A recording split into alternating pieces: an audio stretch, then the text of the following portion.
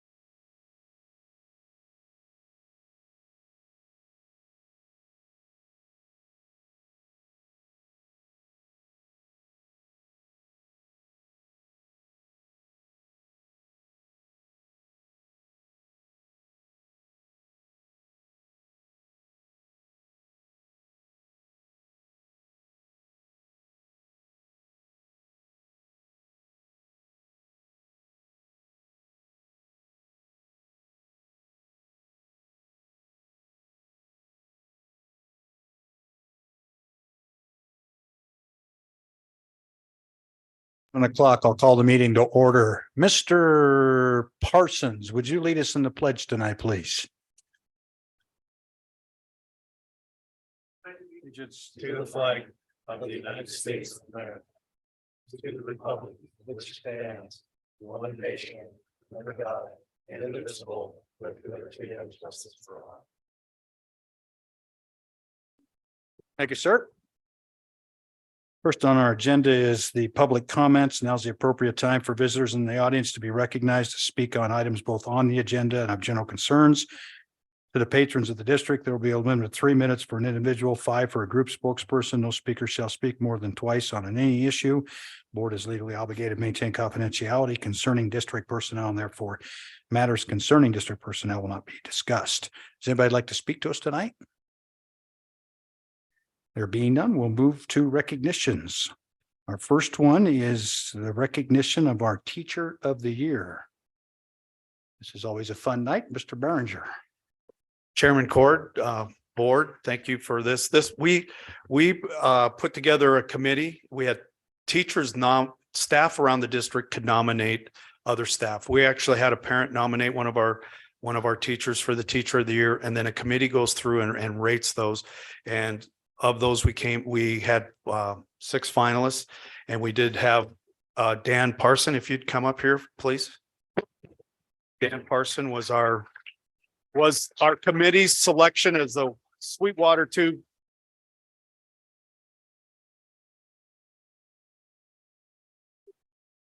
You get a nice plaque. But I'm going to read what a couple of his some of his nomination was. Here's what some part of what the nominator said. Dan Parson is a great mentor. Dan has worked in the school district in a couple roles, from Monroe Middle Social Studies to science at Lincoln, and then most recently the life science at GRHS. Dan just retired from coaching speech and debate, where he had proven to be one of the best in the state, winning over 8 state titles, helping countless students qualify and place at the national speech and debate tournament and beyond the state. Beyond all of his accomplishments, Dan is a good guy who works hard and does the right thing. He is humble and kind and is so good at working with troubled kids. He always sees the good in everyone and never gives up on a kid. Mr. Parson kicked off our 2022-2023 school year with one of the best speeches I've ever heard. His story is incredible, and everyone was inspired by his words. If you've never heard the talk, I hope you get a chance to see it as well. We have archived it.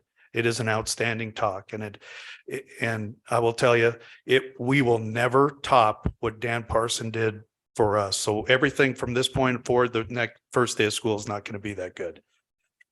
But his story, personally, what I'd say is he is a great advocate. He will be a great representative for our district, but he's also a great representative for the teaching profession. And congratulations, Dan. He wants.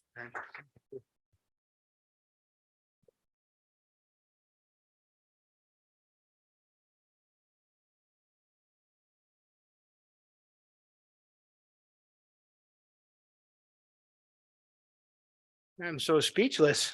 That's saying something for me. Yeah, it is. I just don't know what to say. Thank you all so very much. I think I'd be very remiss if I didn't thank and kind of point out that I'm sort of an amalgam of those who have mentored me, right? We steal from each other. That's what we do. So, particularly the science department at Green River High School. Oh my goodness. Just absolutely gifted educators, and I've learned so much from them. So, but I won't take up everybody's time. This means the world to me. Thank you very much. Good job, Dan.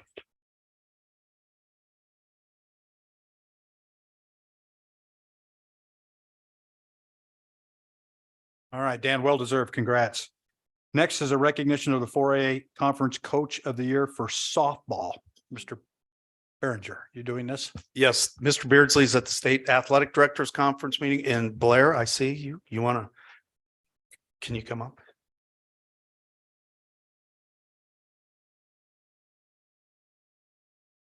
And bring that rock eater with you. Going to be a tough kid.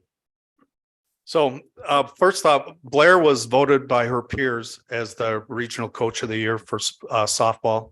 If you've ever had a chance to watch her in the games, she coaches from the minute they set foot on the field till after the bags are packed and the balls are all loaded up and gone. And I happen to go by practice. It is the same way in practice. So the consistency she provides, the enthusiasm and the expectations she has, it has really made her a leader in softball in the state of Wyoming, and her peers obviously think so too. So congratulations, Blair.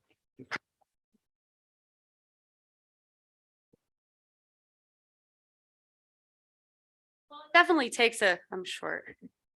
It definitely takes a team effort from the kids that I coach to the staff that we have. We have an amazing staff, Danielle Kendall, Mark Hyde, Alyssa Davis. It takes a team, and you can't be that successful without that group of people behind you. And then our players, they have to buy into what you're selling, and our players do. I'm telling you, we coach the greatest group of kids that softball can offer in this state. And I'm just so honored to be their coach. And from how they've improved from the very first year to this year, that recognition, it's all on them and what they have done and the work that they've put in. So without them, it wouldn't be possible. So good job, girls. All right. Congratulations, Blair. You're up now with the All-State softball recipients. All right. So we had 5 kids get recognized postseason honors this year. And I'm going to start Izzy Kelly. She was, come up, Izzy. Yeah, if they're here, have them come up. She was mainly a designated player for us, meaning she would hit. In softball, you can actually play 10 players, only bat 9. And she was one of the players that we batted, and she's quick, she's speedy. About 2 years ago, we switched you over to left-handed and made you be a slapper. Yeah, and she hasn't looked back since. And the dedication that she puts in, from her very first year to this year, huge growth, huge improvement. And I just can't wait to see what you do. And she also stepped up big for us in the state tournament when we found ourselves without a catcher. And I said, Izzy, you're it, girl. And she went in there, and she did not hurt us one bit. And she was excited to do it. And I couldn't be more proud of her. So congratulations, Izzy. And then our next player, Taryn Avery. So Taryn's been with us since the very first year. So she's grown with the program. That first year was a rough one, wasn't it, T?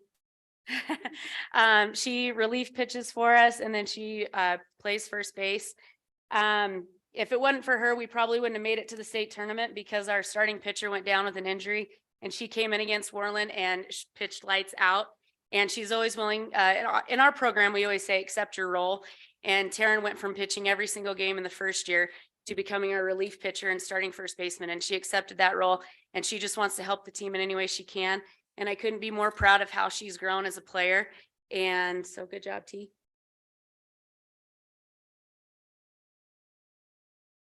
And then our next player, she is unfortunately not here tonight. Her grandpa's in the hospital, but Hayden Terry, she was our starting pitcher through majority of the innings for us, also one of our better hitters. And, with our program, we don't have a lot of pitchers. We've got Taryn and we've got Hayden.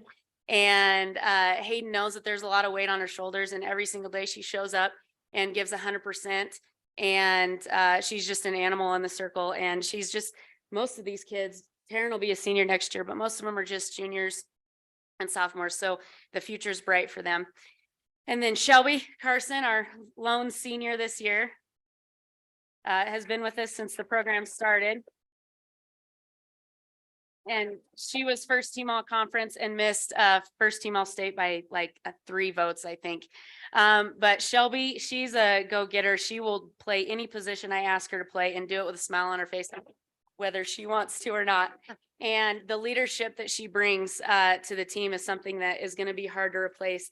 And just, her attitude, and always has a smile and is always willing to help the younger kids and get them along. Because I'm not the easiest coach. I have high expectations, and Shelby's really one of those that really worked well with the younger kids. And it's like, hey, Blair's not really mad at you. She may have yelled at you, but she just wants you to get better. So great leader, great athlete. I hope she continues on her career. But like I said, that's a hole that we're going to really miss next season. And then we did have one player, Cody Allred. She was first team all state and first team all conference. And Cody actually travels from Mountain View every single day to play for us. So that takes great commitment on the athlete and also the parents. And so we really appreciate them. And she does that every day from March to May to come play softball for us. And she's our starting shortstop. Had one of the highest batting averages in the state. And you know, she can catch for us and she can play shortstop. We actually utilize her at shortstop though, because that's our main hole. And I can't say enough good things about her. And I can't say enough good things about all the kids on our team, because it does take a team to be successful. And right now we've got to measure our successes on not wins and losses, but how we improve as a team. And I had umpires, parents of other players, coaches come up to the girls and tell them how much that they've improved from the very first year to this year. And that's a testament to them and their hard work ethic. So I'm really proud of these girls, and I couldn't ask for a better group to coach. So thank you.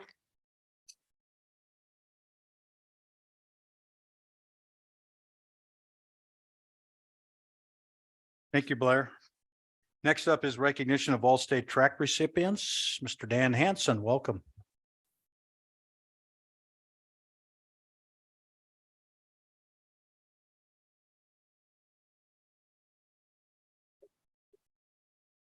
Good evening, Chairman Corr, Superintendent Behringer, and Board of Trustees. Thank you for having us tonight. It's my pleasure to share with you two of our outdoor track and field athletes that ended up all conference and all state. The first one is Kyler Bartlett. He's unable to join us tonight. He's having surgery, I think, today. So he said he wouldn't be able to make it, but Kyler did real well for us this year, and he was a 4A West champion in the shot put. He threw 50 feet, 11 3/4. He ended up finishing 8th at the state track meet. Second is Chris Wilson. I want to read a little piece from one of my assistants, Aaron Arnold, because I'd like to get the other coaches involved, have them come speak, because they work with these other kids, because I work with the throwers. I got other coaches that work with these other kids on a day-to-day basis. And she wasn't able to make it either because she's doing some fly fishing right now. Lucky dog. So what she had to say was Chris was awarded all conference and all state honors this year in track and field. He was 4A West region champion in the 110 meter hurdles and the 300 meter hurdles. He was second place in the triple jump and the long jump. Chris was a state champion in the 300 meter hurdles, second place in the long jump to a boy that's going to Notre Dame to play football. Now I lost my spot. Dang it. All right. Third place in 110 meter hurdles, fifth place in the triple jump. Chris has continued to push himself throughout his high school track and field career. And each season his results get better, as I'll share with you in just a minute. All of his hard work is paying off, but even with these successes, Chris remains coachable. He will do whatever the coaches ask of him at practice with a positive attitude most of the time. In parentheses. I'm sure he does. And he will do it to the best of his ability. He is always looking for ways to improve, which makes coaching Chris a very rewarding experience. And like I said, I don't work with Chris on a day-to-day basis, but he is always there, ready to go, always has a smile on his face. You know, in the springtime, our weather usually isn't the greatest, but he is ready to go every day. But last year he was here, and for the state track meet last year, he qualified in 4 events the previous year. He ended up 10th in the 110 meter hurdles, 10th in the 300 meter hurdles, 14th in the long jump, and 7th in the triple jump. So he scored 2 points for our team as a junior, or as a sophomore. As a junior this year, he was 3rd, 1st, 2nd, and 5th, which equaled 28 points. Wow. So he went from scoring 2 points at the state track meet to scoring 28 this year. And he's only junior, so we have 1 more year with him. So again, he's very coachable, and we're looking forward to having him and his little sister is doing really well in the 8th grade this year. So I think we may have 2 Wilson kids up here next year, at least doing pretty well, I think. So anyways, Chris Wilson. Hey, Chris.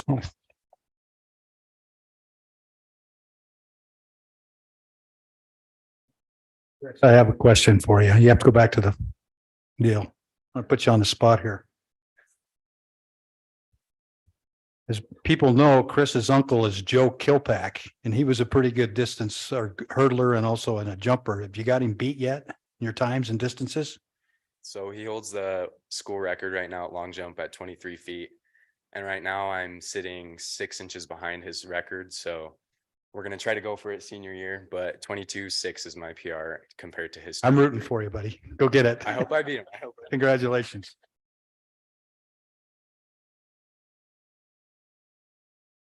Up is recognition of our all-conference boys soccer recipients. We'd like to welcome Coach Josh Webb to the microphone. While you're making your way up here, Josh, I heard nothing but great things about what was going on in that field this year from your program. I had a chance to go watch a little bit of the regional or the state tournament that was here, and your kids just represent our school so well. I don't know if they keep track of yellow and red cards, but I bet you guys didn't have many based on what I saw in the field. No, we didn't, chair and board. It was actually a very, very fun season. It was a very rewarding season. I got lucky and had a very, very good group of boys, and only got 3 graduating, so we should have really good success next year. So we had 3 make All-State. First was AB. I asked him to step into a role that he hadn't played because he usually plays keeper for us. And I needed him on the back line as a 4 or 5. And he stepped into that role and played very well. About the middle of the season, I let him make decisions on the back line and move people around and stuff like that. And his vision on the field is huge. It's like having another coach back there, and it was phenomenal. And he was a captain on our team, and everything I asked from him, I mean, him and Cordova set the team expectations and the team bonding and stuff like this, and it was phenomenal. And the next is Braxton Cordova, and he also got Southwest Athlete of the Year. I mean, his GPA was phenomenal. He played midfield for us. I asked him also to play forward for us. He said he didn't like it too much. He'd do it, but he likes midfield. And I agreed with him. He does too much, or he does too much for the team in midfield. And his vision on the field and the way he distributes the ball and the way he scores, he played phenomenal. I mean, he did a good job. And the next is Braxton Doak. He was a freshman this year, and we put him on a starting lineup, and he played phenomenal. When we played Cody, Powell, they were man marking him, and he had a huge role to do. And I think it was against Cody at home, he had our game winning shot. It was a bullet right into the net, and this kid's got some grit, and I'm just proud of him for what he's accomplished as a freshman. And the next is Stone. Stone, the position he plays doesn't get recognized enough. He's our defensive midfielder. The kid's leadership, we ended up putting him as a captain in the postseason because he did so well.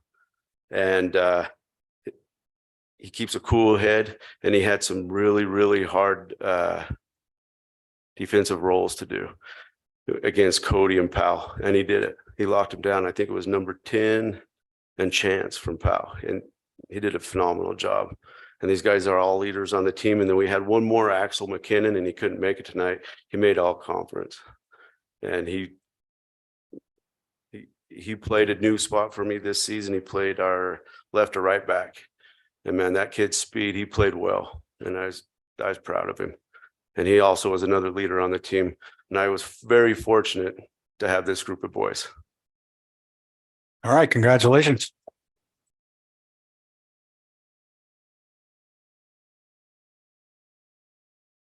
Next is recognition of all conference girls soccer recipients. Mr. Robles, welcome.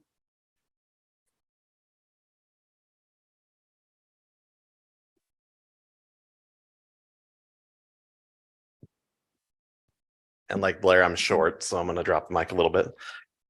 Chairman Core, Superintendent Behringer, Board.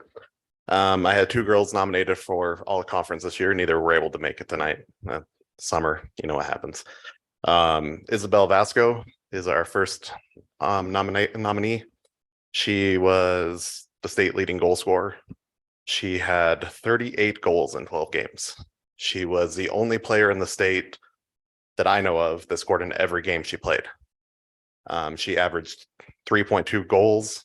She was second in the team in assists. Honestly, I was extremely shocked that she did not get all state. There was, in my mind, no other forward in the state better. And as a freshman, I only expect her to grow. She's tough as nails, and she dedicates her life to soccer. It seems like that girl is out there working 24/7. And then we had Ella Stanton. Ella is a center back for us. She pretty much man marked every other team's best forward. She held the state's best senior from Cody to 3 shots in our first game. Now, all 3 shots were goals. The girl's just great, but she could not get through like she had against every other team. It was her lowest goal production. She didn't get any assists that game. We were able to just shut her down completely, except for those 3 shots. Ella is a junior. She's a captain for us, and she leads by example. That girl just will come out and work hard. Her basketball coaches can attest to that. Just good year for us. We're building. Year 2 for the program for me, and we had more wins. Issa set a school record this year for goals in a season with 38. So, like I said, only great things looking forward for us. So, All right. Thanks, Matt. Good job.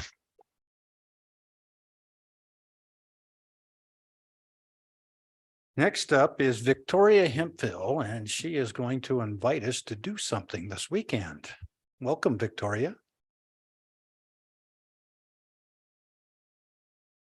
Good evening, Chairman, Superintendent, and Board.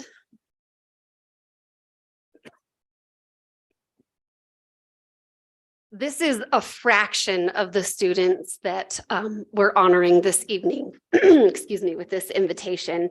I know that this will take just a second, but I'd really like you to hear their graduating year, as this has started in 2018. So some of you were here, some of us were here for different reasons, but I'd like them to introduce themselves to you. I'm Kaylee Hymas. I graduated in 2020 and I was the treasurer for the dog park committee. Hi, I'm Colby Hester. I graduated in 2020 and I served as secretary my senior year. My name is Madison Jones and I am graduating this next year.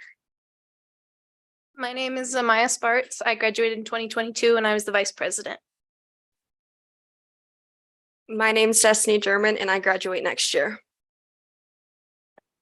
My name is Haley Hernandez and I graduated in 2019. My name is Caden Sanchez and I graduated in 2022. My name is Abram Vergara and I graduated this year. My name is Bryce Cordova. I graduated this year. My name is Stone Rubeck and I graduate this coming year.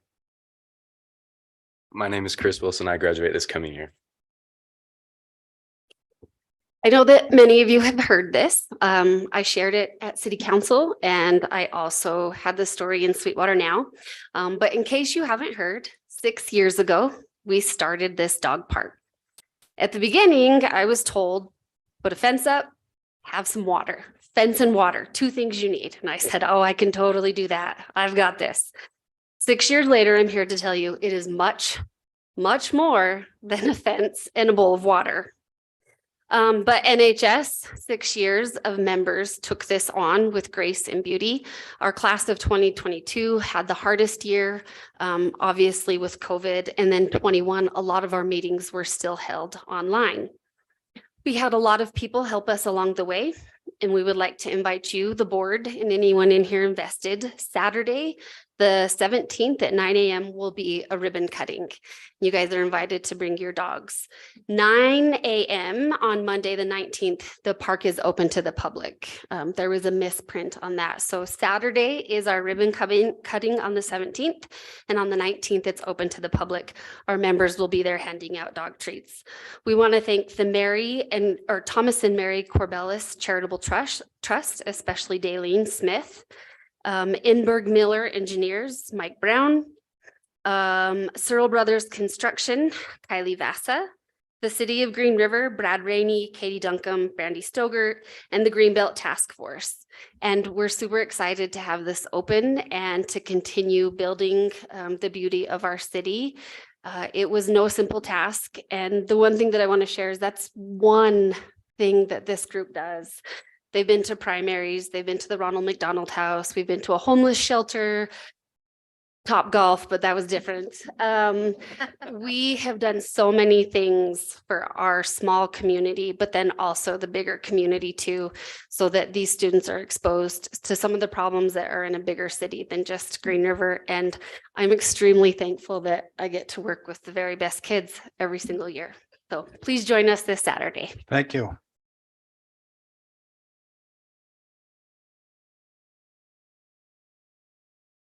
And I would tell all you students that are in NHS, make sure you put that on your resume when you apply for jobs after college, because that's important. Okay, next is approval of the agenda. I need a motion, please. So moved. Second. Moved by Brenda, second by Ashley. Any discussion? All those in favor? Aye. Opposed, motion carries. Next is approval of the consent agenda items. Is there anything somebody would like to bring off that? I would mention that Leah, nice job on the lunch subsidy this year. I'd like that number very well. Good job. So I need a motion to approve the consent agenda. I'll motion to approve the consent agenda items. Second. Moved by Tom, seconded by Dan. There's no discussion. All those in favor? Aye. Opposed, motion carries. Next, our district goals, remarks and graduation ceremonies. Didn't we do that last meeting? Or we didn't? Okay. Did anybody want to comment? I'll start. It's great. Both of them, great ceremonies. Good job. The kindergarten graduations were Yeah, kindergarten graduations were pretty cute too. Yeah. I thought they were both amazing. Yeah, classy and nice events. Okay. Anybody else? All right. We do have the rec mill, and the next board meeting is on the 18th of July, which is the third Tuesday of the month instead of the second. Next is personnel. Consider approval of certified resignation requests. Dr. Foos, welcome. Good evening, Chairman Core, Superintendent Berenger, and trustees. We have two resignations tonight for your consideration. Stephanie Otter, sped teacher, Lincoln Middle School, and Sarah Way, kindergarten teacher at Harrison Elementary. Need a motion, please? Second. Moved by Brenda, second by Ashley to approve the resignations of Stephanie Otter and Sarah Way. Any discussion? All those in favor? Aye. Opposed, motion carries. Next, consider approval of the new certified contracts for 23-24. Dr. Foos. Thank you, Chairman Core. Kylie Lewis, kindergarten teacher, Harrison Elementary. Nikita Eckhart, third grade teacher, Monroe Elementary. Hannah Bosch, sixth grade teacher, Lincoln Middle School. And Dawn Stanton, special ed teacher at Green River High School. Thank you. Okay, I need a motion, please. Moved. Moved by Ashley, second by Brenda to approve the new certified contracts for Kylie Lewis, Nikita Eckhart, Hannah Bosch, and Dawn Stanton. Any discussion? All those in favor? Aye. Opposed, motion carries. Next, to report on the end of the year summary and enrollment. Mr. Berenger, welcome. Thank you, Chairman Core and Board. I'm going to go through a summary of the year, and everything I go through, I will miss 10 things. We had a lot of good things that happened this year. So beginning of the year, we opened our new culinary arts room, and those are great photos, by the way. And we also have a lady that's going to be young lady representing us at National Skills USA in cooking competition, or am I saying that right? Like creative meal. So we opened that up beginning of the year. Washington Elementary was awarded a blue ribbon. We had Senator Barrasso help us celebrate that. The picture on the left is when Anne Marie went out to Washington DC and got the picture, and we had some teachers in this room doing some training at the time, Washington teachers. So they posed at the same time that those guys were getting that. A great accomplishment. And what part of the reason I'm going through this is because these kind of accomplishments don't happen all the time. I mean, I'm going to go through a laundry list of them, and there's just a lot of really good things. Green River High School was awarded the Silver Award through the Jostens Renaissance Group last year. This year, they've been awarded the Platinum Award, which they will talk about next fall on what qualifies them for that. We had an outstanding group added to the Green River High School Hall of Fame. I'm not putting it up there just because Mr. Wilson was there, but he was one of those. It's amazing some of the things, some of the people that have impacted our schools and what they've gone on to do. Focus in, go back on that real Okay. quick. Focus in on the far right picture, right in the middle. Who is that guy? Is that you as a senior, That's Tom? a handsome young man. That is one more trip to the principal away from not getting that picture up there. That's what that is. Lincoln Middle School went to Orlando and was awarded one of a few national middle schools that were awarded an award through Project Lead the Way. I think there's 134 middle schools across the nation. They were one of those. I didn't know Marissa was going to be here, but again, we won the blood drive 3 years in a row, and that is a big deal. It really is. It's a great thing for our community. It's amazing when you go up to I've only been up to the high school, but that stage is packed with people helping you, giving blood, and they do a great job. And Green River and Rock Springs, as you probably already know, are way ahead of everybody else. U.S. Representative Hageman came to an invitation from a first grader in Miss Montgomery's class and answered that request as some of you did. We had an EA student, was the first in the state of Wyoming to get a micro-credential in computer science. And at the state art fair, and this first year I went to that, happened to be there for another meeting. There are thousands of projects. We had 75 plus awards at that show, and that was incredible show. But the showcase, the talent that our students get to display through the work that goes on in their schools. A lot of these are high school, but a lot of these kids come through from kindergarten on, so they're representing their teachers in second and third grade too. Enrollment, we went up some this year. We're down 323 in that timeline there over 1, 2, 3, 4, about 6, 7 years, 8 years. So you can see we dropped to 185 that first year of COVID, and we are for the first time building back up a little. We also did something unique with our ESSER funds. We allowed teachers to decide or staff, I should say, beyond teachers. We allowed people to decide what they thought was important to them or what they wanted to learn. We were not prepared for the volume of projects that we got from our teachers. And we spent $212,000 this last year of our ESSER money that went back to, well, Leah had her ladies did a book study on the energy bus. They read the book, they did the workbooks, they talked about how it incorporated it. Chris and her crew did you can, if you go up to her end of the hallway, you see some of the things that they did, but we had teachers participate in things that they were interested in learning about doing, and then how they incorporated those back. We had 339 people participate this year. Now, some of those participated in semester 1 and semester 2. So 339 is not total, but we had 434 times people participated in these projects that were all self-driven. We will make some changes on how we do that, only because payroll would really like us to do a better job of keeping track. So we just weren't ready for the volume. But when you talk about innovative ideas, it was really interesting. And the high school, and Mrs. Hemphill was a part of it, probably was the most active group. They just went from one thing to the other, and they'd figure out something here, so they go there. It was amazing. Okay, activities participation, we got to count through the year. Obviously, we have kids that do lots of things, and we just did the Wyoming high school sanctioned activities here. This does not count student council, does not count National Honor Society. We had 147% of our students participate in one of the Wyoming high school sanctioned events. And at the middle school, we had 90%, fewer opportunities, but we had lots of kids participating. Interesting thing, nobody could tell you how many regional and state trophies we won this year, from theater to speech and debate to wrestling to dance. We won 20 regional and state trophies this year.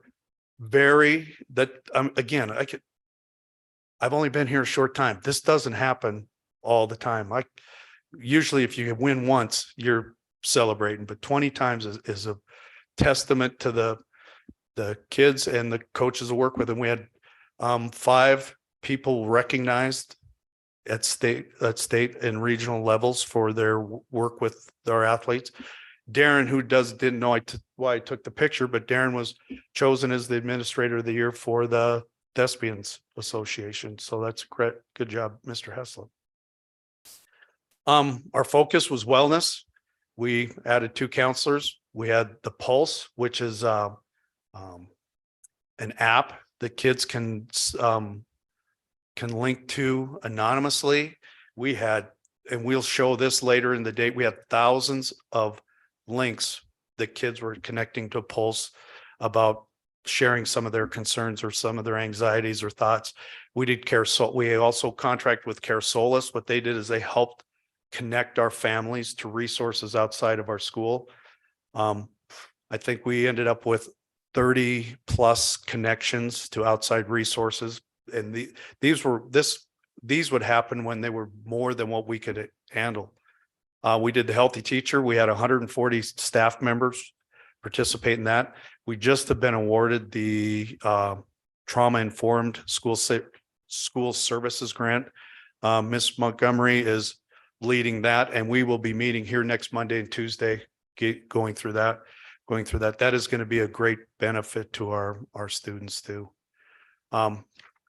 School safety, we had a safety audit by the Sheriff's Department and the Green River Police Department, a very thorough audit of every building. And now we are going through addressing some of those changes. And then we met monthly with the Green River Police Department just for training. Part of our safety was also, we had all of our administrators trained and teams trained in CSTAG, which really helped us address the issue, not through a disciplinary purpose, but for a purpose of help. Thus, the reason we didn't have as many executive sessions this year. So I think that training really helped us address the problems that we were dealing with and not looking at it as a punitive thing, but more as a helping thing. Next year, we'll have the calendar committee. We do a lot of messaging through social media, Infinite Campus, our website. We also explore our K-5 parent teacher conferences. Traditional conferences go well. Parents want to know, but when they hit 6th grade, after about 6th grade, we really lose our impact and our ability to connect with parents. And so we need to find ways to use that time to do a better job of connecting with parents. Next year, we need to improve our pathways to graduation. We saw our graduation rate drop significantly this year. We need to do things to keep kids. We lost track of kids during COVID. Part of it is we need to build better habits in some of our at-risk kids. And when I say build better habits, not on our timeline, but on a timeline to get them back into the game of school. We offer summer school, but we have a lot of kids that don't show up, and we need to find a way to get them in there. We're working with the primary buildings to strengthen the writing program at the early grades. We found that through our YTOP testing, and YTOP tests are one test, but they were showing that we need some work in the writing. We need to work on our instructional framework. We need to continue in our 3 areas of focus: the wellness, safety, and communication. And I use this BYU acronym. Lavelle Edwards, we got to listen to him once, and he said, we have one we have one thing we try to do, because not all our linemen he's talking about were smart. We do the KISS method. We need to keep it simple, stupid. So if we can keep things as simple and put it in a manner that people can understand and will follow, we will have a successful year next year. So that's what I have. All right, Thank any you. questions, Superintendent? Nice job, Craig. Thanks. Thanks. Next is approval of the results of the RFP for switches. Mr. IT professional, Dr. Foos, welcome. Thank you. And Chairman Core, I just learned how to email last week. Now you just got to figure out how to answer messages left on your phone. The RFP opening was June 6th, and the recommendation from JR and his team, as you can see above, and thank you for your consideration. I need a motion for A&M in the amount of $36,253.36 for the 8 replacement switches. Okay, I'll motion to approve A&M for $36,253.36. Second. Moved by Tom, second by Brenda. Any questions on this? Results are on the other page. All those in favor? Aye. Opposed, motion carries. Next, approval of results of the RFP for desktop computer replacements. Dr. Foos. The RFP was opened on June 6th as well, and you can see the recommendation here, Chairman Core, in the amount of $55,070.28. Okay, the low bidder is Smart IT Pros, and this is for 69 desktop computers for Green River High School in Lincoln. Need a motion, please? Second. Moved by Brenda, second by Dan. Any discussion on this? All those in favor? Aye. Opposed, motion carries. Next, consider approval of the bid results. Thank you, Dr. Foos. Next, consider approval of the bid results for oil, gas, and fluids. Rachel, welcome. Good evening, Chairman Core, Superintendent Behringer, and Board of Trustees. There was 5 items that we put out for bid, and it is our recommendation to go with Homax for our diesel and our unleaded. And Homax gives us 0.0095 over their rack price, and currently, as of May 30th, that price was $2.724 for unleaded. And it's a combo of a 60-40 blend with their unleaded and premium to make it that, and then $3.087 for diesel. I need a motion to approve the diesel unleaded bid awarded to Homax at 0.0095 cents per rack price. I'll motion to approve. Moved by Tom, second by Brenda. Any discussion? All those in favor? Hold on. Oh, sorry. I have Mark. them. How many bidders? We had 2. And the 2 are represented with the They are. awards? Relodyne was our other bidder for that. And Homex and Relodyne were the only 2 vendors that put in any bids for, and they actually both bid for all of the fluids.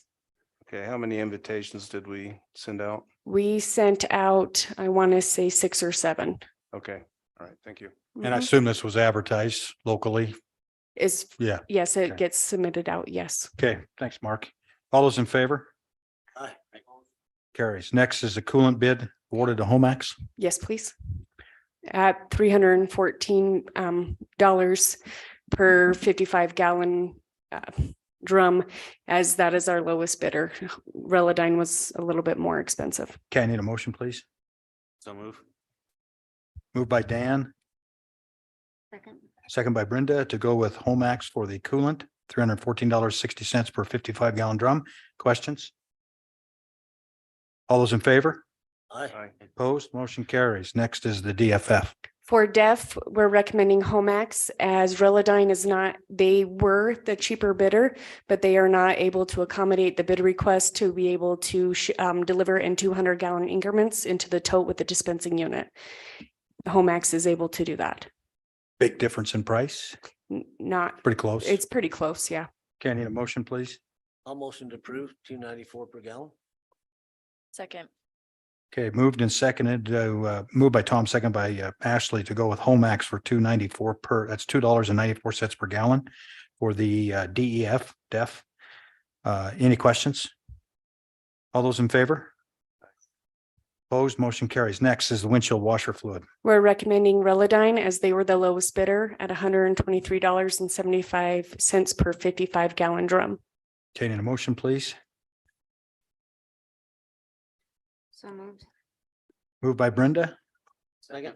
second by Tom to go with the windshield washer fluid to Relodyne for $123.75 per 55 gallons. Any questions on this one? All those in favor? Aye. Aye. Motion carries. Next is for the 50/30 full synthetic oil. So yes, we are recommending Relodyne and we are actually looking at going at the 3-gallon case. As with our current setup with our pumping units, we don't have a feasible space to pump out of the 55-gallon barrels. That is why we're requesting to go with the smaller increment at $65.31 per 3-gallon case. Need a motion, please? Motion to approve. Second. Okay, moved by Brenda, second by Ashley to go with Relodyne on a 3-gallon case at a cost of $65.31. So how big a gallon can you go with it? Can you go 55 gallons on this? And yes, you can get it in the 55-gallon drums, but our area that we currently have our 55-gallon drums located to be able to be pumped out through our pumping unit. We don't have an additional pumping unit, so we would have to purchase another one. And we're looking anywhere between $450 to over $500 for that pumping unit.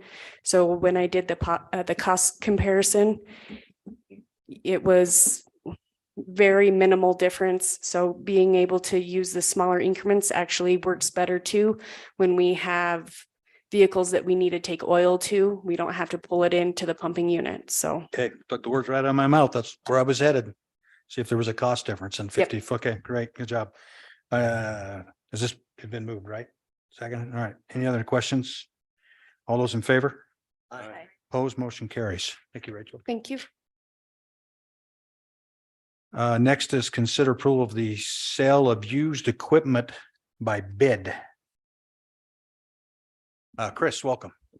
Thank you. Chairman Core, Superintendent Behringer, trustees, we're requesting approval to dispose or sell of some woodworking, transportation, and used stoves that were in storage. They're no longer being used by the instructional or the department. And they'll be sold by auction online after July 1st. VRK, is that how you're gonna do it? No, we do it in-house. Okay. All right. Need a motion, please? I'll motion to approve.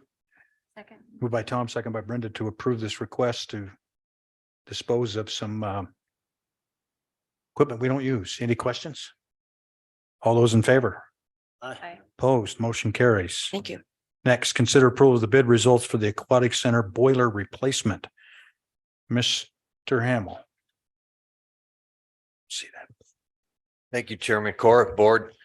You can see it's the bottom number. We had one bidder that was combustion control, 63,000. Let me get my glasses on. How's that? Well, I'm okay with that. About $63,100. This is the only bidder? Only bidder. It'll come out of bond maintenance. Yeah. This is for the pool, right? Yep, Yeah, pool. okay. Need a motion, please? I'll moved. Moved by Brenda, Second. second by Ashley to go with Combustion and Control Service LLC for the boiler burner replacement at the Aquatic Center.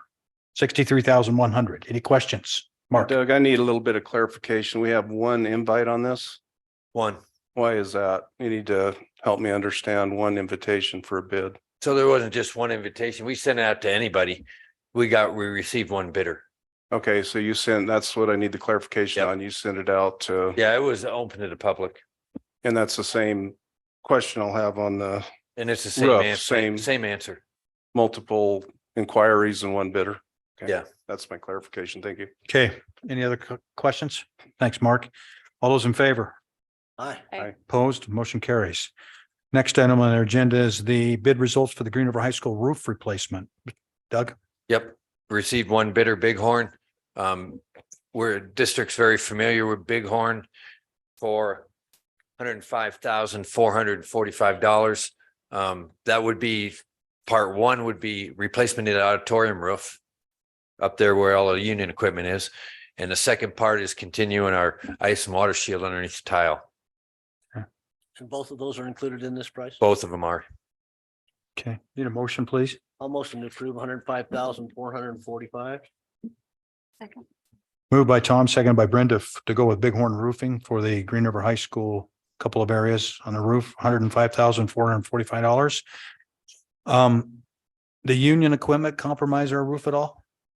You know, it makes it a little more difficult. All that equipment has to be raised up and then lowered back down, but the big thing up there is it's 120 feet in the air. And so it was trying to figure out what material you're going to use to roof and how you're going to get it there. Okay. That'll be interesting. All right. All those in favor? Aye. Opposed, motion carries. Thanks. Thanks, Doug.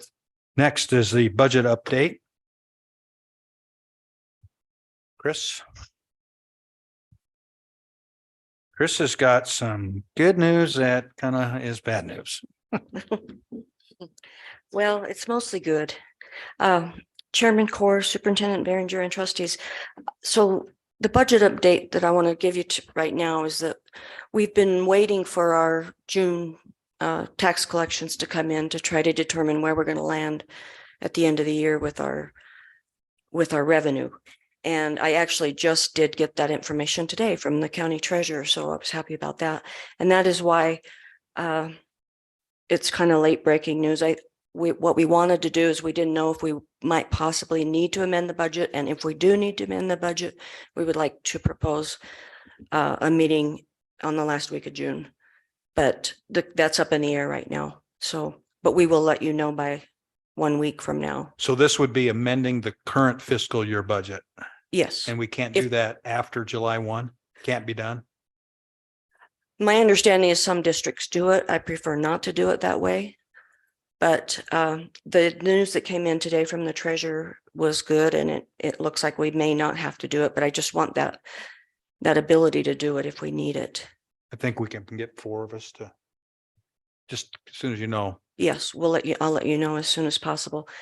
I do want to just remind you, I think I talked about it at the last meeting. So there was a technical correction that was done to the funding model this year. And what that did was it reduced the foundation guarantee and it pulled the special education reimbursement out of the guarantee. So it reduces our guarantee in this case this year by $6.8 million. So when you do a 30% cash reserve against your guarantee, you just lost $6.8 million as the denominator, as the multiplier for that 30%.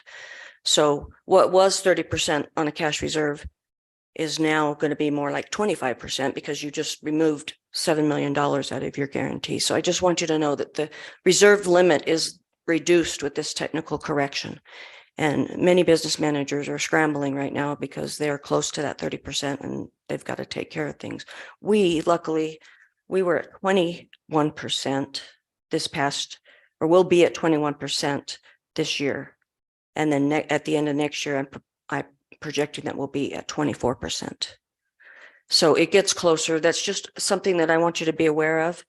And then I want to remind you that the way special ed is working now, the state will pay us our special ed reimbursement on a separate line item, and our recapture payment, we will be sending the state $9.6 million, and that'll be next week. That will be on your schedule of bills. 2.76 of that is our recapture payment for this year, and the other amount is totally an adjustment on paper. This is special ed reimbursement returning back to them. They paid us, we have to pay that back. So just want you to know, don't wig out when you see that check that's made out to the state next week. Going forward with the tax collections the way they are, we've basically over collected on our tax collections by $7.5 million in this fiscal year, which will revert to the state on a recapture payment next year. And I think it's important that the public understands that when you say we overtaxed, we didn't really overtax.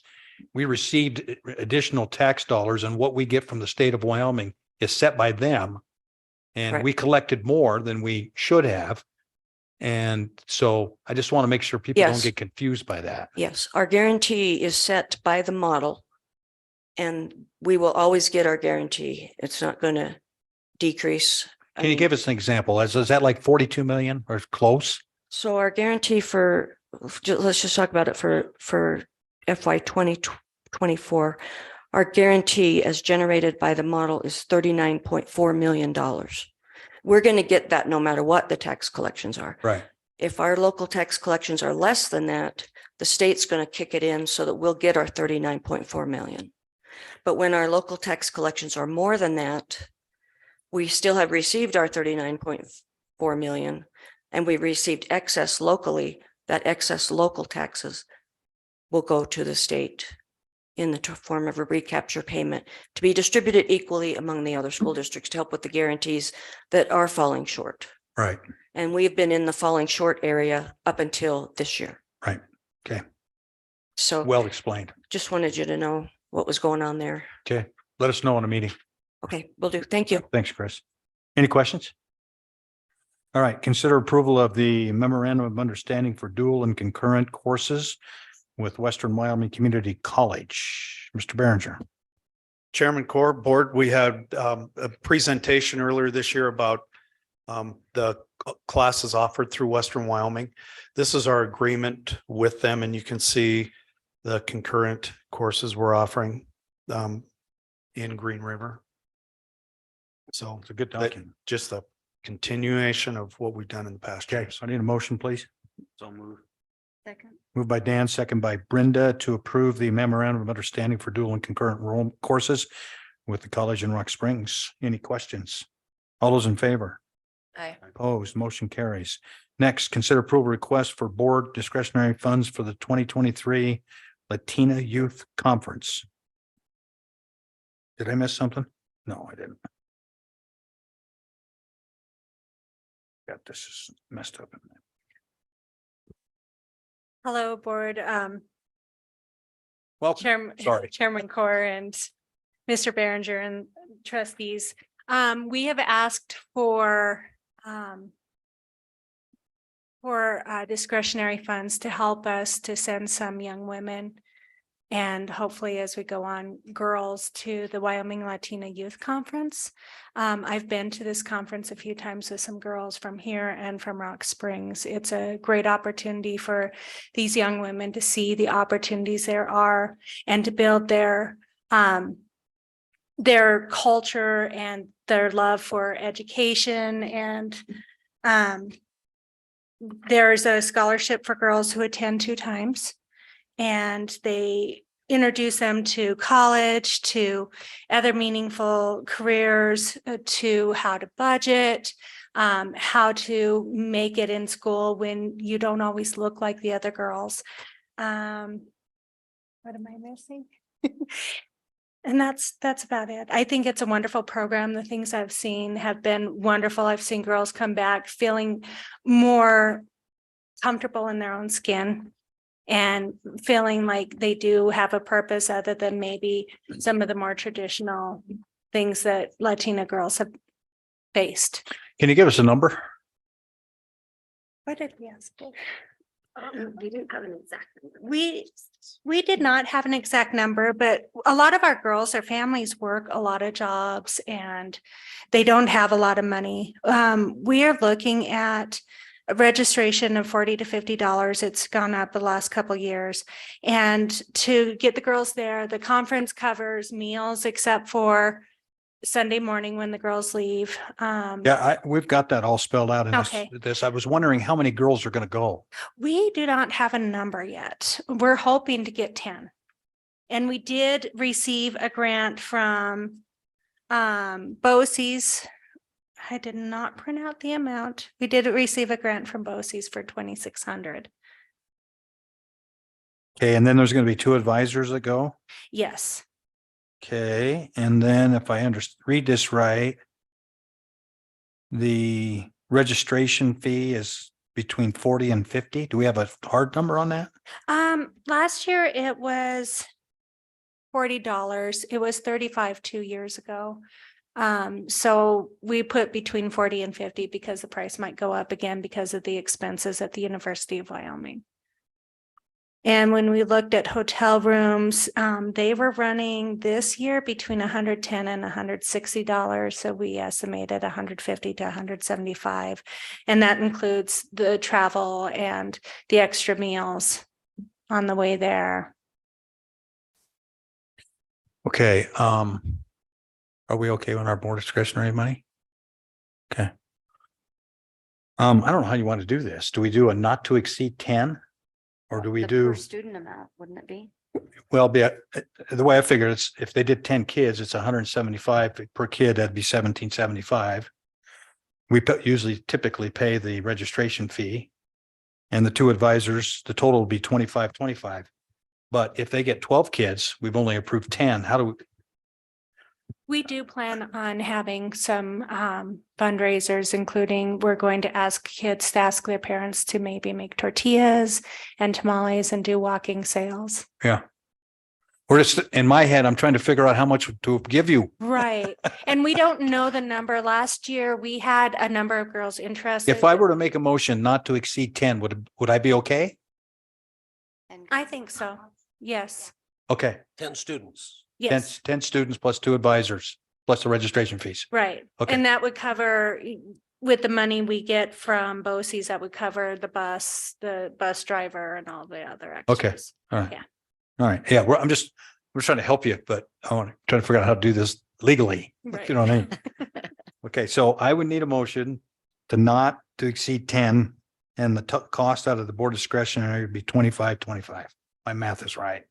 So Chris? moved. So moved. Okay. Moved by Tom, second by Brenda. Is everybody on the same page here? Yeah. Okay. All those in favor?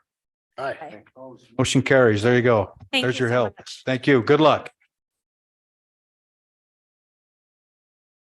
Okay.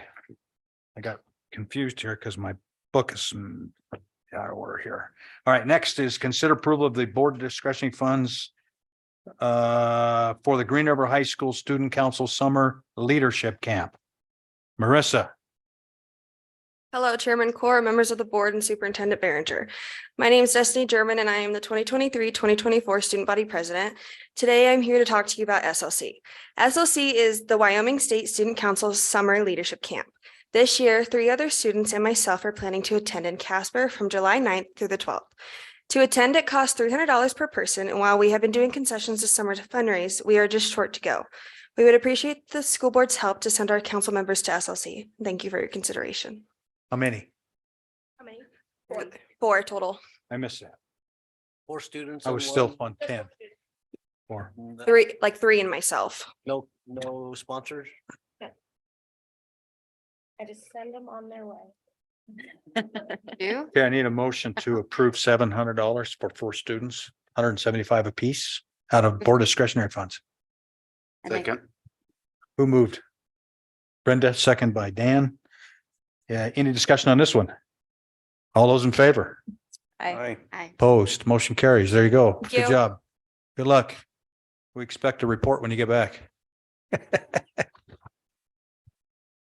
Okay, next is consider approval of the school walk boundaries, bus stops and hazardous streets. Rachel, welcome back.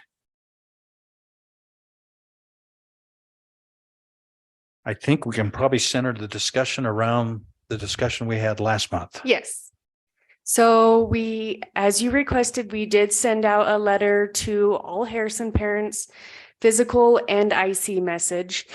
And we did receive 2 concerns, one brought to our safety coordinator and then one brought to our office. And the concerns, and we encouraged them to come and bring their concerns to the board so you guys could hear their concerns. And you can see no one came in today.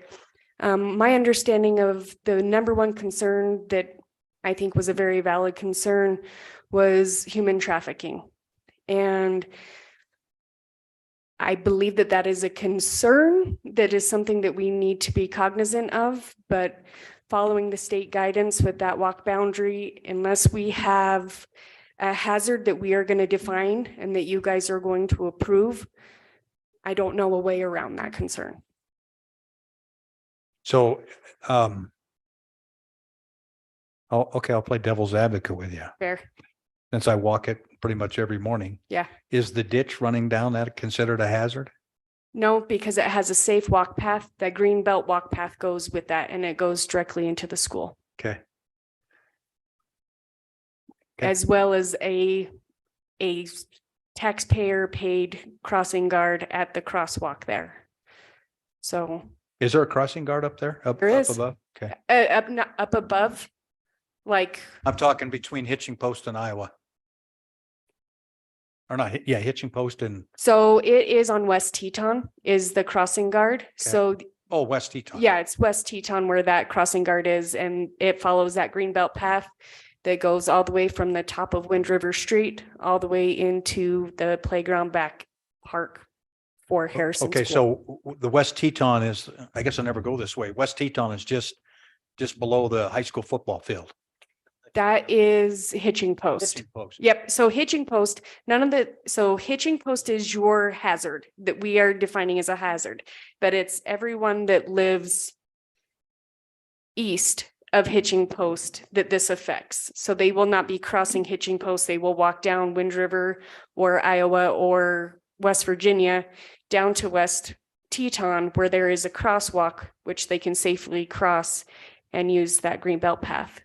The other concern that was brought to us was the deer that roam in our town, which again, it's a valid concern. That's why I carry a walking stick. Come after me, I'm gonna hit you. I mean, we've foregone dropping students off at bus stops because of the deer and circled the block and hoped that they or called parents to see if I they get would it. meet kids. I So get it. Yeah, I get it. So this kind of stems from the fact you're not sure you'll have enough bus drivers. several things stemmed this. For one, Tabitha, who you met last time, she's our routing coordinator. As she's become more acquainted with the rules and her and I talking about this, we looked at this a little deeper with our new software. And when we started putting up these boundaries, we realized that we were essentially violating these guidelines. So we started looking at it and trying to see if we could verify that these were hazards or if they were hazards that we could justify and truly be honest with ourselves when we're submitting that to you guys to sign off for the state. It is even more important for us as we are becoming more and more short-staffed, just as the nature of transportation is across the country, not just here. So. Okay. What's the pleasure of the board? I have a question too. So Well, I have a question. Okay, Ashley. What wait. would it cost us if we still provided the service and we didn't get reimbursed? So I don't think it's more of, if we are not following the state guidance, this chapter 2 and chapter 20 is the state guidance that transportation has to follow to be fully reimbursed. So if we start cutting the corners on that, and Chris would have to help me understand this as has more experience on that side of it. But my understanding, if they were to audit us and we are not following these guidelines, they could deem us in violation. And I don't know to extent, I wouldn't want to speculate what that would look like. It's just not something I want on my shoulders. So I want to follow the letter of the guidance. I don't know if that answers your question because I don't have a black and white answer to that because I've never been faced with what that looks like. I will be having a conference in the end of June with several of the legislatures that I will bring that question to them to see what that looks like, because I would like to have that black and white answer for you. Well, we could be the first school district in the state to get audited by the transportation department. What the heck? Let's give it a try. Come on, guys. I don't. This has been a challenging enough adventure for me. Well, I appreciate the fact you reached out to the parents. I'm disappointed. I guess they didn't show up tonight. It would have. I would have liked to have had their concerns brought. Would have been more. It would have been important. Let's just keep an eye on this. What I expect. I'm just concerned about a first grader or a kindergartner or a second grader having to walk, to be honest with you, that green belt down below Harrison and in. And I know, and I think, so I do have a solution, but it's going to take a cooperation with more than just my department. It was something that the Jackson Hole School District did several years ago. when previously Jackson Hole didn't have safe walk paths. There's a lot of sidewalks that weren't there. And as the expansion in Jackson Hole has grown, sidewalks were put in, so bus routes were taken away. And it was a really big deal. It was the front page of the news. I want to say it was back in 2016 or 2017 when this happened. And so what they did as a solution to this is, because we understand we want to keep students safe. You know, we want parents to feel safe to send their kids to school. So what they did is they started the walking school bus. And so we actually were prepared to implement this the year that we did the boundary change.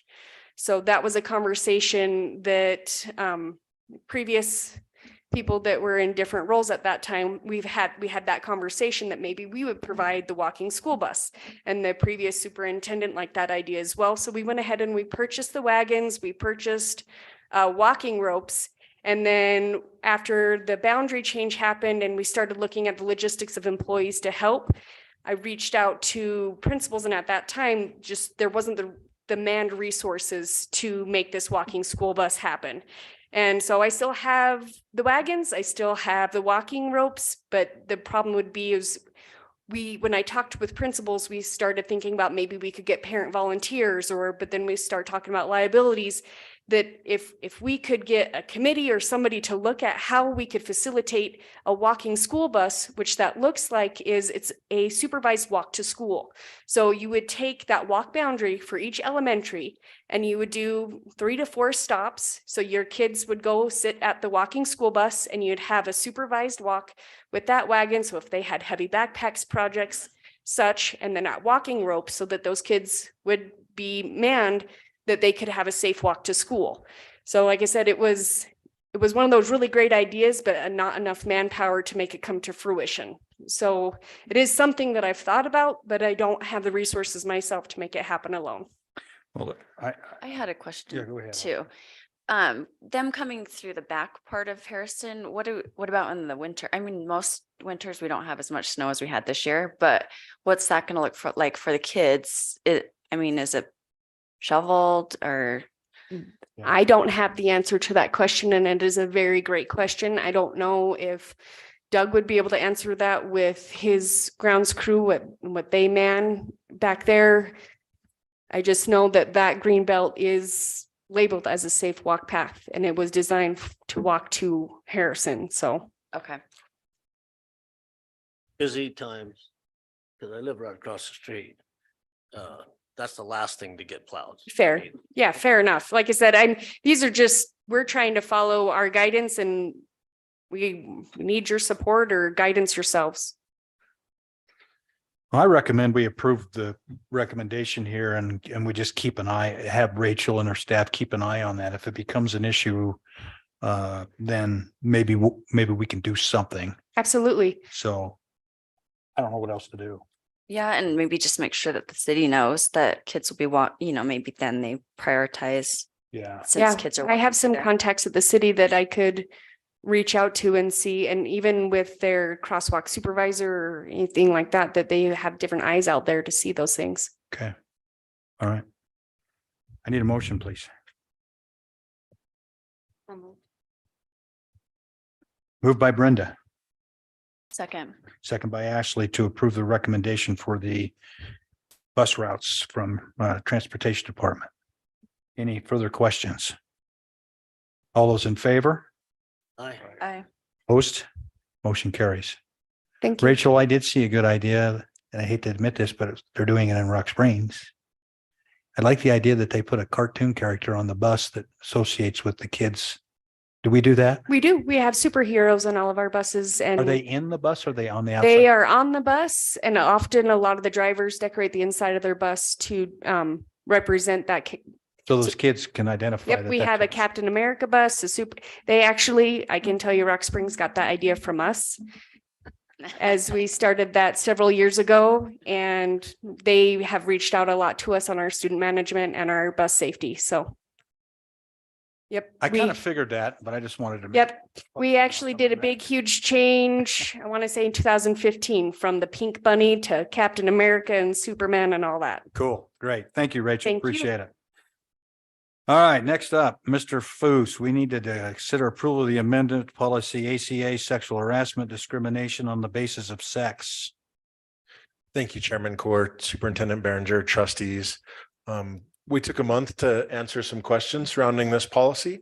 As everybody knows from last time, Title IX requires school districts to extract certain elements of Title IX and have a standalone policy. That's this policy.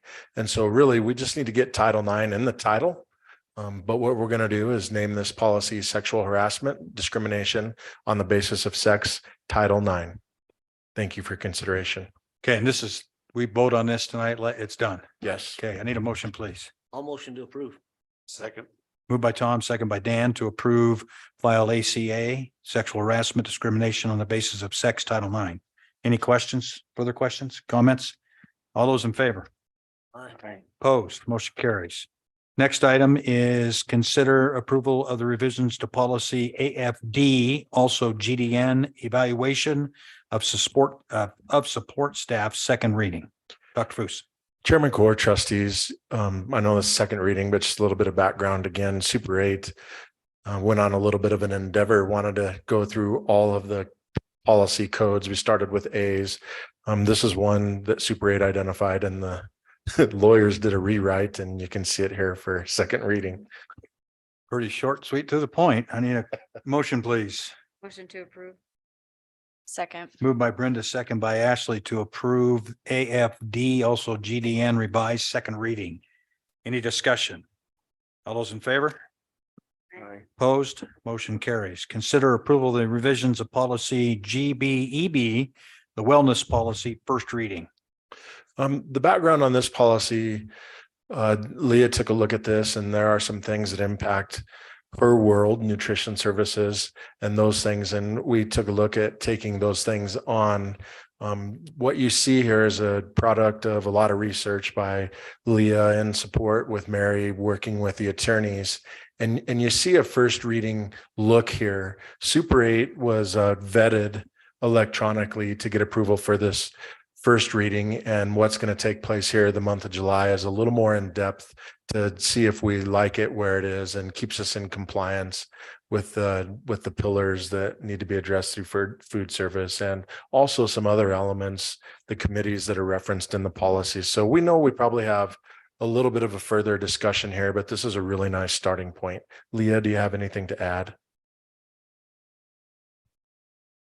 Let's get it on the table here. I need a motion to approve on first reading GBEB revised. I'll motion to approve policy GBED wellness policy, first reading. Moved by Tom, seconded by Brenda. Okay, I have a question, Leah. Okay. Can you tell me one thing right now that we're doing for fundraising that is food oriented that they're not going to be allowed to do? Is there something out there? Mhm. What would it be? Currently, one of the things we have going on is at the high school, we have the student paw store. It's not compliant. And it's supposed Because they're to be, selling food in there? they are selling candy bars. They are selling any food that is not smart snack compliant. So any parent can pick up a phone, a laptop, you can run nutritionals yourself. It has to be smart snack compliant to follow the federal guidelines to support the National School Lunch Program. Okay. So essentially, the reason for that is because, as you know, we don't want to take a subsidy. And so the more I can sell, the more revenue I can make, it helps my bottom line. So when we have competition in schools with food that is non-compliant, then what that creates is it creates a deficit to essentially my revenue. For instance, I had 2 schools approach me this year and they wanted to completely get rid of lunchtime and have an outside barbecue brought in to feed the entire school. Well, it's twofold for me. One, we can't guarantee the safety of the food. I can't guarantee that it's temp or it's hot hold and that could potentially put the district at risk. The other one is that's a huge hit. I mean, when I have a school of 200 kids that eat and I go to 0 for a meal service, that impacts my budget. So all of these guidelines are set in place just to help support and sustain the food service budget. Okay. From the feds. So if it's an activity fundraiser, they're Mhm. selling jerky sticks or whatever. They can't do it unless it's 30 minutes after the final bell. So they can do it outside the school. Yes. So let's say they want to do a donut, they want to sell cowboy donuts. Okay. They can take those orders. They just cannot deliver them to the school until 30 minutes after the final bell. Okay, well, good luck enforcing this. Oh, I know. Yeah. I I think trust me. communication will be the key in this thing. I guess my question is, are we setting up a monopoly then that, or is that the way the law is written, or is that? This comes from USDA. Okay. So this is not me. This is the feds. As long as saying- things are being served inside our buildings, they have to meet this guideline. So That's it's what I'm not, hearing. it's not inside, it's on the campus. Okay. So it's on any, and essentially, we have a contract with the state and the feds saying, this is our contract. These are the guidelines. Every year I have applications that we sign. Superintendent Behringer signs those saying, yes, we're agreeing to these. Okay, so this is on first reading, and I would recommend, Leah, that you communicate with the people that will be affected by this before we do third reading. Mhm. We need to communicate here. And Everybody know. I have talked to almost every single building principal. Okay. This will not affect concessions after school, right? No. No, and Tony Beardsley, he is amazing at concessions. So if I go to the basketball game on a Friday night, I can get a Snickers bar out of the concession stand? Absolutely. Okay. Well, But what, Go ahead. oh, go, you go ahead. Where's a list of approved foods that somebody can get? A list of, I have a whole list of approved foods Okay, that somebody can get. well, if they were interested, because it seems like you have to be approved foods to do some of this, if you were going to do it. Right, right. And like with the pause store, we can supply food to the pause store that then the life skill kids can still, they can still sell those items and they can still have their interaction with, you know, the community and whatnot. It's just that we just need to partner and work together to get it where it needs to be. How does this affect Tim Cassidy bringing a dozen donuts to his class? I don't want to hear that. I didn't know about that, but We're not going to get that deep. we're not, and the other thing is like, there are pieces to this where it does state, you know, Craig asked me, what does it look like if mom wants to bring cupcakes in for a birthday? I'm not doing that to kids. I'm not. Good, because That- I took cupcakes to my granddaughter last year at Lincoln. That's after my mail service. And truly, it's more of a compliance issue than it is anything else. Okay. There are 3 exemptions for every building. So let's say there's something they want to do and we have exemption forms that they can fill out. Okay, And the principals were great this year working with me on those exemption forms. okay. So Can I ask to do those exemptions also apply to, like, say wrestling has an all-day tournament concessions, how does that work?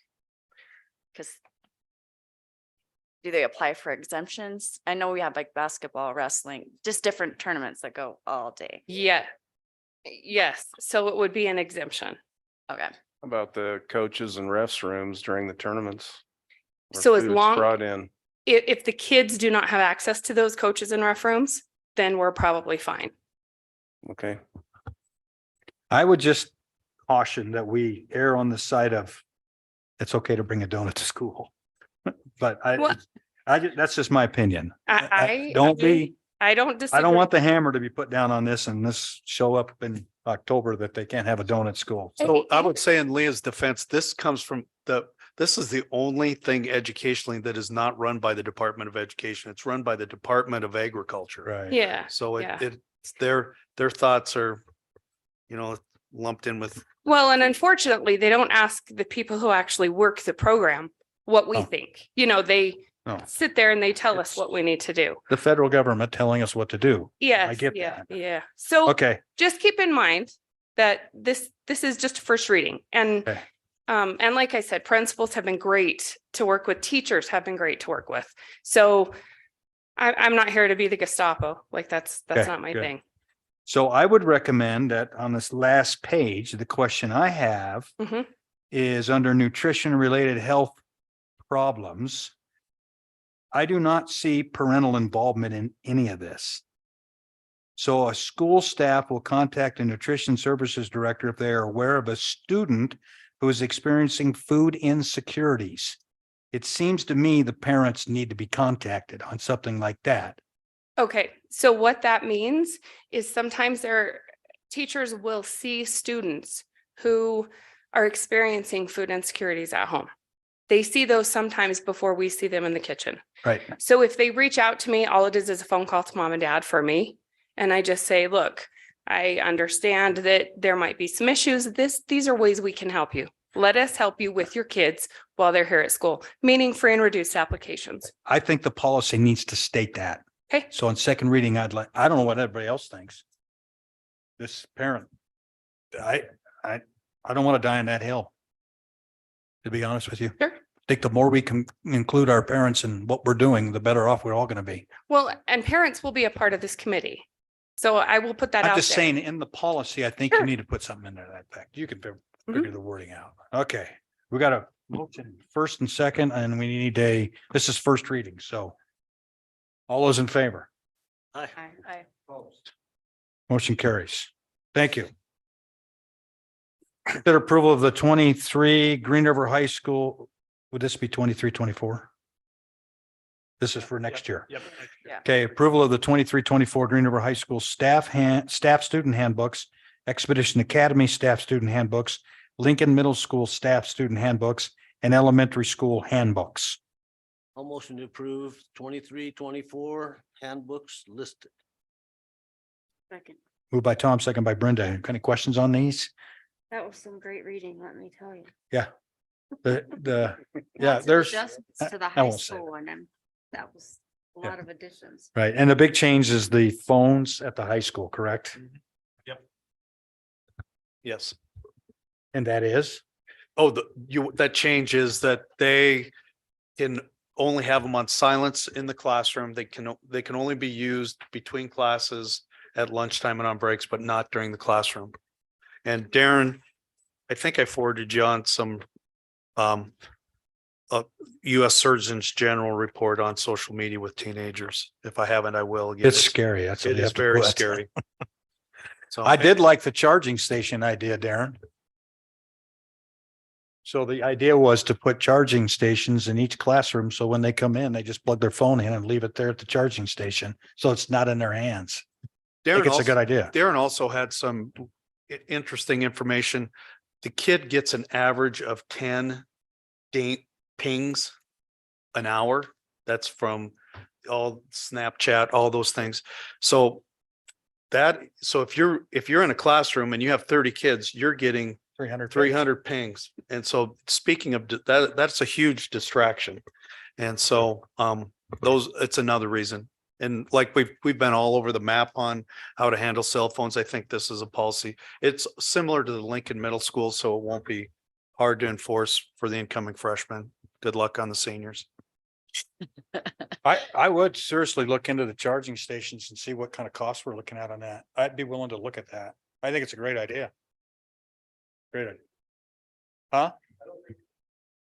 Okay. All right. It's moved and seconded. All those in favor? Aye. Opposed, motion carries. Next is board comments. We'll start down on this end. Marcus. Dr. Mark. I hope everybody's having a good summer. It goes quick, so just enjoy it. Okay, thanks. Ashley. I just want to say great job on this last year, and I hope you guys have a great summer. Good. All right. Dan, anything? Same thing. Have a good summer, take the break, and good job for all the soccer program. I played soccer for a lot of years with Mr. Demery as my coach, so I know how much work is involved. Not with Demery coaching. He made me run as a goalie. I mean, come on. As a goalie? But no, good job. Keep it up. Have a fun summer. All right, Brenda. That's it. Thomas. Well, I got a few, turf looks great. Yes, it does. Walked out on it, felt like I could even jump, get my vertical up about 12 inches. It was 36 once, but it was 36 credit cards, but summer weight program seems to be going good. They arouse the neighborhood every morning about 6:45 with about 100 kids, so that's a good deal. And I got a chance to attend the Shrine Bowl last weekend, and Kyler Bartlett and Tanner Mosley represented us well. There were other contests going on. I didn't get a chance to visit them, but South pulled off probably the biggest upset in Shrine Bowl history. So it was a great game, and go South. But our two kids that we had there represented us well.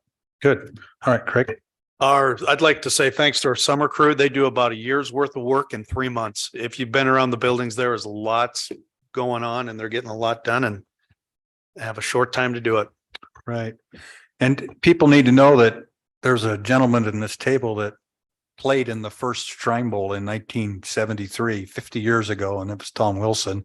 And Tom, did you have a lot of people come back? They were trying to get players to come back, and Three. That was it. Three from 74, Howard Schultz, myself, and Ballard Johnson, who was coaching for the South. So- right. But So that'll look different next year. yeah, that's cool.